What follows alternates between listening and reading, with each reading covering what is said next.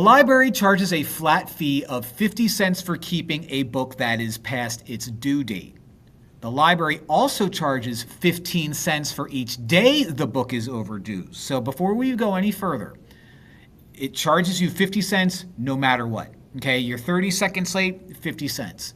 On top of that, every day is 15 cents. So let's just say 10 days overdue, that's $1.50 plus the 50 cents automatic, you owe $2. Okay? The table shown below represents some of the library's fees. So this makes sense. 1 day overdue is going to be 50 cents plus 15 cents, so that's 65 cents.